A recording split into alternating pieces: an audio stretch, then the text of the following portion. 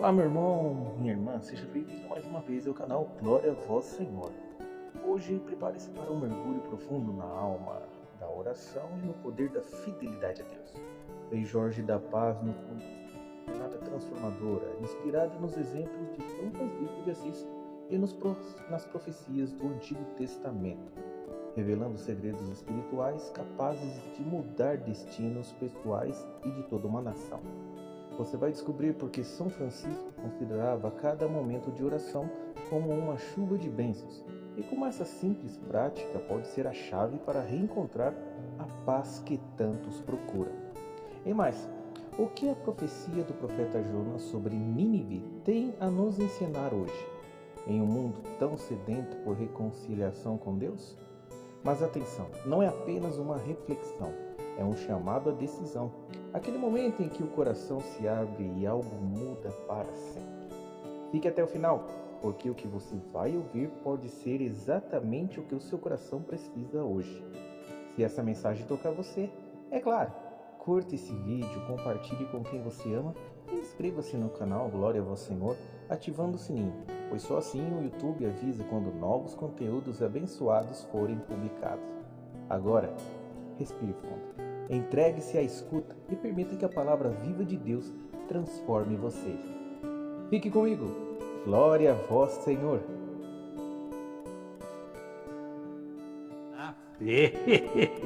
Jesus abençoe.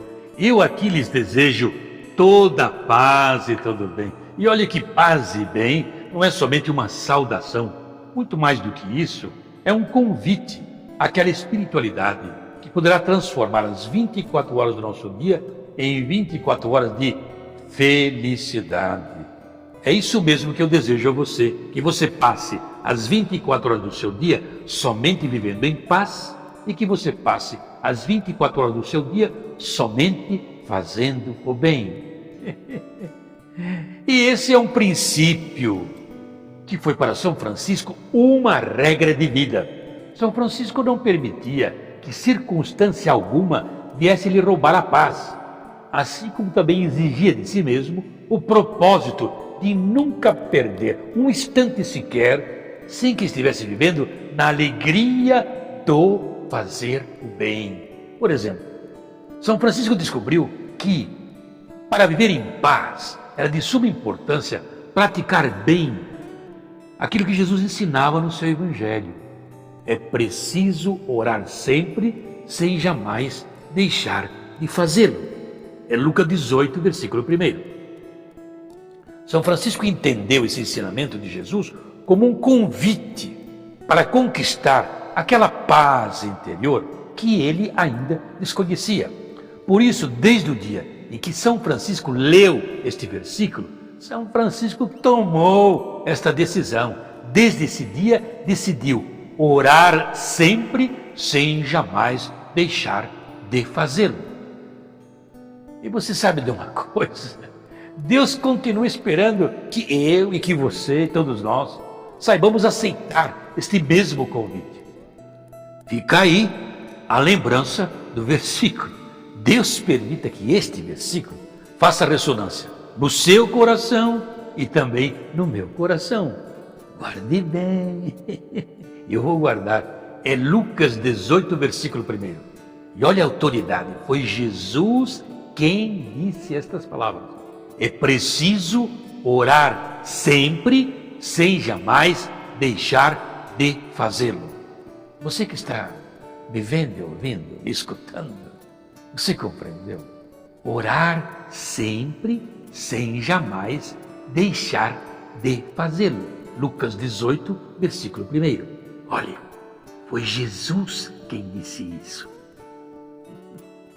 Mas olha aí o cenário de fundo deste mês. São a nave e o respectivo forro da Igreja Catedral Basílica da cidade de Salvador, Bahia. A construção da igreja durou de 1657 até 1672. Mas nós estávamos vendo como São Francisco amava aquele versículo nosso, conhecido.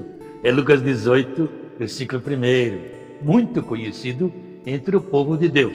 Mas olhe, confidencialmente, pela experiência que eu tenho de padre, nos dias de hoje, um versículo muito pouco vivido. Você que está me vendo e escutando, você conhece esse evangelho? E você vive pondo em prática esse versículo? É preciso orar sempre, sem jamais deixar de fazê-lo. Esta palavra do Senhor é muito séria, muito séria. É palavra pessoal, ensinamento de Jesus aqui no Evangelho. Lucas 18, versículo 1. Jesus falou com autoridade. É preciso orar sempre, sem jamais deixar de fazê-lo. Mas olha, São Francisco estudou muito esse ensinamento de Jesus e se convenceu. São Francisco tinha um coração acessível. E foi a partir daí que a decisão de orar sempre tornou-se na vida de São Francisco como uma característica. A esse respeito, gostaria de citar aqui um comentário que dele fez o escritor Tomás de Celano, capítulo 62, de uma das biografias de São Francisco de Assis. Ele escreveu duas, né? Vamos ver aqui nas fontes franciscanas, olha aí, fontes franciscanas, editora Voz, precioso livro. Mas vamos ver aqui, você encontra esse livro da editora Vozes, hein? Aqui em São Paulo, na livraria do Provocações, do convento do Lago de São Francisco, meu convento. Mas escuta aí, vamos abrir o nosso livro. Tomás de Celano nos vai contar que São Francisco orava as orações do seu breviário com muita devoção e, olha, com grande respeito. Breviário, São Saltério, né? Mas quando estava doente, mesmo estando doente, ele orava também. E ainda que estivesse viajando, dava suas paradinhas, se tivesse indo no moinho, apoiava-se da sua condução e ali orava as suas horas do dia, com fidelidade. É isso mesmo, e veja bem, ele vai dizer aqui que isto, mesmo que estivesse chovendo ou um sol causticante, fosse como fosse, São Francisco parava e fazia as suas orações. Você quer ver? Eu vou ler literalmente como está escrito aqui no texto. Porque São Francisco percebia que alguns colegas ficavam observando, às vezes que comentava, às vezes que o viu orando, então ele comentava com eles, dizendo o porquê dessa sua firme decisão. Aqui está literalmente assim. São Francisco dizia: percebo que meu corpo sente falta e com muita calma precisa se alimentar nas horas certas, e isso todos os dias. Assim, do mesmo modo, por experiência, eu descubro que todos os dias, com muita paz e serenidade, eu preciso alimentar o meu espírito de quando em quando, saboreando feliz o amor de Deus na oração. Experiência de um santo. Tomás de Celano, Segunda Vida de São Francisco, capítulo 62. Irmãos, São Francisco era assim mesmo. Comenta Tomás de Celano, né, desse mesmo trechinho. E pelo texto, a gente percebe que São Francisco não permitia que nenhuma omissão a respeito do compromisso e dever com aquela verdade, dizendo, não podia ser omisso, mas está a verdade que Jesus ensinou. Não podia haver omissões. Ele guardava. É preciso orar sempre, sem jamais deixar de fazê-lo. Confira, Lucas 18, versículo 1. São Francisco leu essa verdade no Evangelho e compreendeu. Não havia como mudar. Era preciso orar sempre, sem jamais deixar de fazê-lo. Você que está me vendo e ouvindo, você escutou, você compreendeu. Você compreendeu que é preciso você orar sempre, sem jamais deixar de fazê-lo? E eu também. São Francisco compreendeu muito bem. Cada hora de oração era para São Francisco considerado uma hora da chuva da graça. Cada hora de oração para São Francisco era considerado como a hora da chuva da graça. Você compreendeu? Cada hora de oração que fazemos é a hora que Deus faz chover em nós a sua graça. Se você ainda não entendeu bem, faça a experiência. Se você fizer a experiência, você irá descobrir que São Francisco entendeu, e por que ele entendeu, que cada hora de oração é a hora da chuva da graça. E olha, aqui para encerrar este nosso começo, eu leio aqui para você um maravilhoso trechinho bíblico, que também era muito conhecido do meu querido pai de ordem, São Francisco de Assis. É isso mesmo.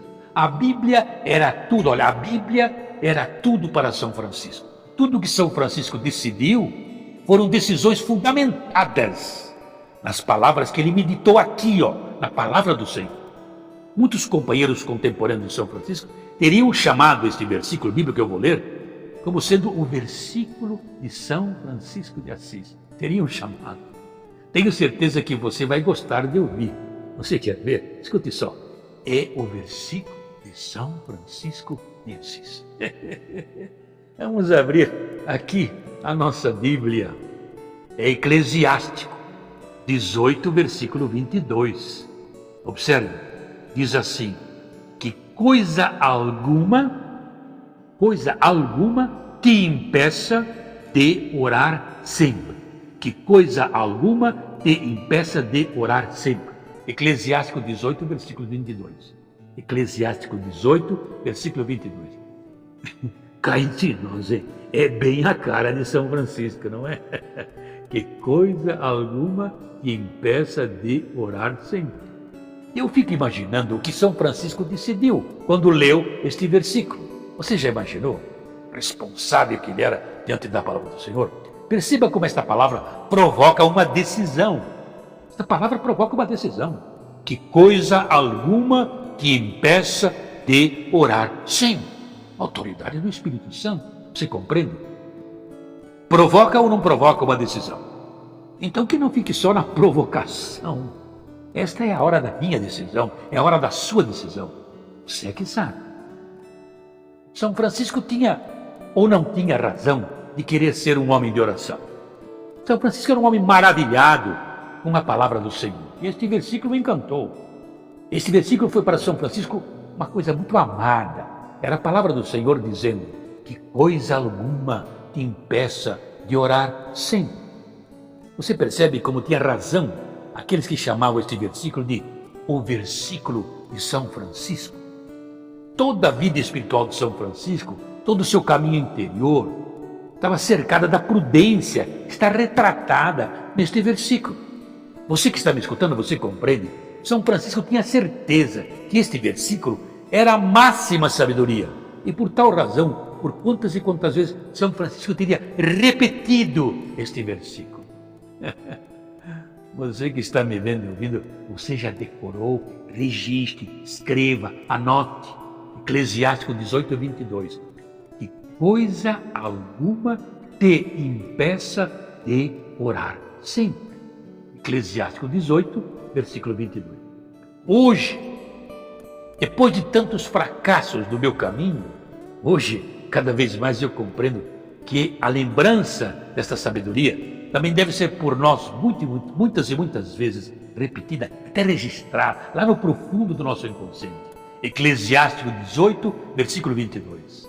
Que coisa alguma te impeça de orar sempre. Você compreendeu? Palavra que tem uma autoridade do Espírito Santo que a inspirou. Inspirou o profeta. Note, Eclesiástico 18, versículo 22. Escute só e perceba como é palavra que provoca a decisão. Em mim provoca. Olha aí. Que coisa alguma te impeça de orar sempre. Você compreendeu? Que coisa alguma te impeça de orar sempre. Mas vamos trocar um pouquinho o nosso assunto. Outro dia eu estava fazendo uma leitura e surgiu o tema das profecias do profeta Joel. Já leu o profeta Joel? E ali eu me dei conta de quanto o profeta estava no seu livro convocando o povo de Deus a que abandonasse o pecado. Prometia flagelos grandes. E olhando e comparando o quadro social do mundo, como a gente vê por aí, o panorama social, eu entendi o quanto a sabedoria da palavra de Deus está viva no meio de nós hoje, nesse texto do Joel. Vamos abrir a nossa Bíblia. Vamos abrir. É profeta Joel. Profeta Joel. Joel capítulo 2, versículos 12 a 14. É um clamor de Deus. Diz assim: voltai para mim, ó povo de Deus, com gemidos e lágrimas. Voltai para mim, rasgai os vossos corações, não as vossas vestes. Voltai para o Senhor vosso Deus, porque Ele é bom, compassivo, misericordioso. Deus está sempre pronto para retirar o castigo que permitiu. Arrependei-vos. Quem sabe se Ele mudará de parecer e voltará atrás, retirando de vós o sofrimento que permitiu, e deixará no meio de vós uma bênção. É profeta Joel 2, 12 a 14. 2, 12 a 14. Você que está me vendo, esta não é luminosa? Esta informação está no texto. Se a gente se converte, Deus muda o rumo da nossa história. Não parece uma profecia para os tempos atuais, para os tempos de hoje, do agora? Com tudo que a gente vê acontecendo por aí? Profeta Joel 2, versículos 12 a 14. Deus está dizendo que se a gente se converte, Deus muda os rumos da nossa história. Não é uma autêntica profecia para os tempos do agora? Bonito, não? Quem sabe? Quem sabe? A gente fica na esperança, né? Joel 2, versículos 2 a 14. Aí surge aqui uma perguntinha. Como se converter? Como voltar para Deus?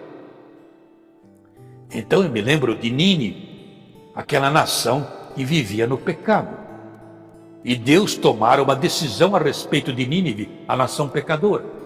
Ou Nínive retornava a amar o seu Deus, ou então Deus permitiria que aquela nação se auto-aniquilasse com as maldições dos seus próprios pecados, das suas próprias injustiças. Estavam cometendo. E olha, irmãos, é teológico, Deus não castiga ninguém. Deus não castiga ninguém. O próprio pecado é que está criando na humanidade condições de autopunição. Mas como eu dizia, naquele tempo Deus pensou: eu vou mandar um profeta avisar Nínive. Quem sabe Nínive se arrependerá dos seus pecados e voltará a ser uma nação abençoada como era outrora. E Deus se alegrou com esta esperança que nasceu do seu coração de Deus. E enviou o profeta Jonas. Mas vamos ver esta página aqui na nossa Bíblia. É Jonas. Jonas 3, versículos 1 a 10. Eu vou ler só alguns trechinhos, porque é muito longo o trecho. Olha aqui. Jonas percorreu toda a região de Nínive pregando: dentro de 40 dias Nínive será destruída. Então os ninivitas acreditaram naquela notícia do profeta e decidiram por decreto que toda a nação fizesse um jejum nacional. Que bom, toda a nação, um jejum nacional. E o rei dizia que todos voltem a orar. O rei dizia, o rei, que fé, né? Que todos voltem a orar e clamem ao Senhor em alta voz, e deixem cada um o seu mau caminho, e se converta dos seus pecados. Quem sabe Deus se arrependerá e acalmará o ardor da sua cólera e deixará de nos perder. Observe que epílogo. O epílogo é que é o desfecho. Está no versículo 10. Como está escrito aqui, é literal, irmãos, diante de uma tal atitude, vendo como aquela nação que vivia no pecado começava a renunciar seus maus caminhos, Deus arrependeu-se do mal que resolvera fazer-lhes e não executou. Jonas 3, versículos de 1 a 10. Você percebeu?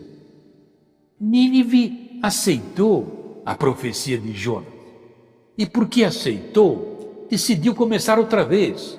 e pôr em prática a justiça do Senhor, a palavra do Senhor.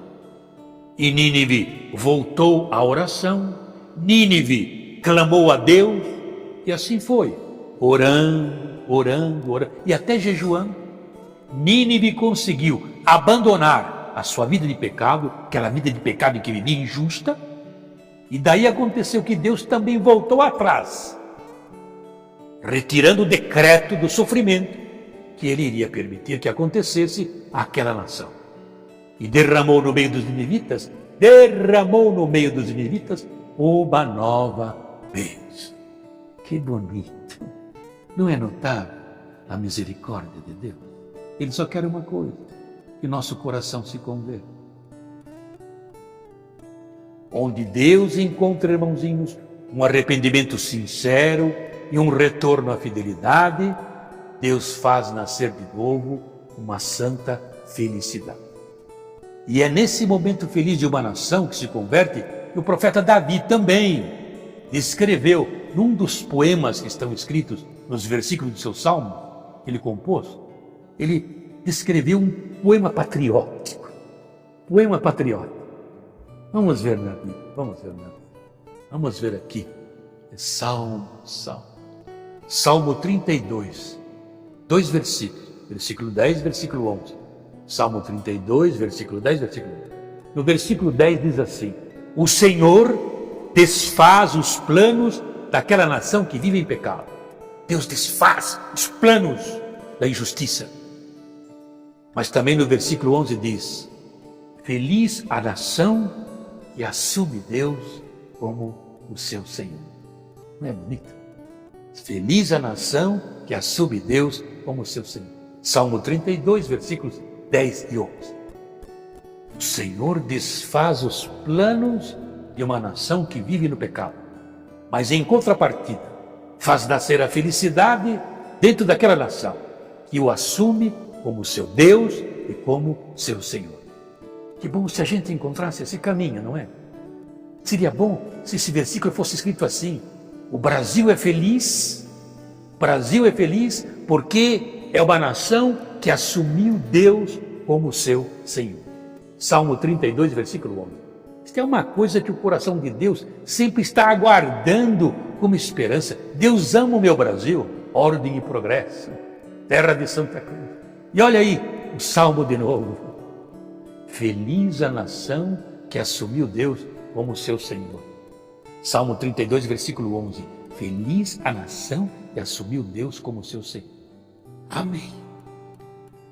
Mas, voltando ao que estávamos falando, o epílogo da história de Nínive foi extraordinário, não foi? Está lembrado? Você anotou aquele trechinho? É profeta Jonas 3, versículo 10. Você se lembra? É muito precioso. Nínive aceitou a palavra do Senhor e decidiu começar outra vez a pôr em prática a justiça de Deus, a palavra de Deus. Nínive voltou à oração, Nínive clamou a Deus e Nínive abandonou a vida de pecado em que vivia. E então, o que aconteceu? Aconteceu que Deus voltou atrás e, retirando o decreto do sofrimento que iria permitir naquela nação, derramou nos ninivitas uma nova bênção. Notável a misericórdia de Deus, não é?